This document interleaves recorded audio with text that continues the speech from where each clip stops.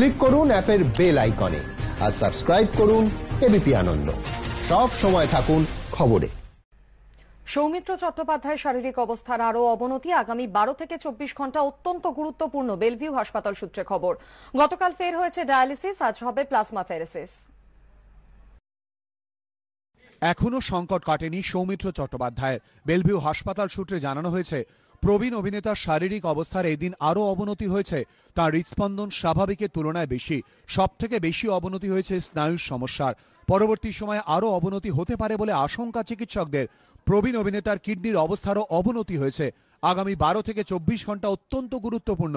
পরিস্থিতি সামাল দিতে স্নায়ু বিশেষজ্ঞরা বেশ কিছু পরামর্শ দিয়েছেন। সেই পরামর্শে কোনো উন্নতি হয় কিনা সেই দিকে তাকিয়ে চিকিৎসকরা। তারা সিদ্ধান্ত নিয়েছেন একদিন অন্তর ডায়ালিসিস ও প্লাজমা ফেরেসিস করা হবে প্রবীণ অভিনেতার। শুক্রবার করা হয়েছে ডায়ালিসিস, শনিবার করা হবে প্লাজমা ফেরেসিস।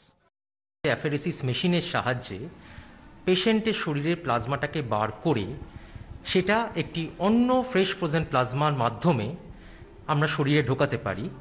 সেই প্রক্রিয়াটার নাম হচ্ছে প্লাজমা ফেরেসিস।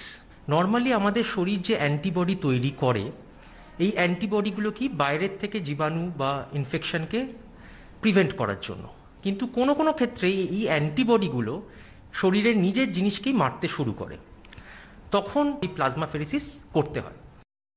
এখনো ভেন্টিলেশনে রয়েছেন সৌমিত্র চট্টোপাধ্যায়। হাসপাতাল সূত্রে খবর, তার ভেন্টিলেটর নির্ভরতা আগের তুলনায় বেড়েছে শরীরে অক্সিজেনের চাহিদা। এবিপি আনন্দ।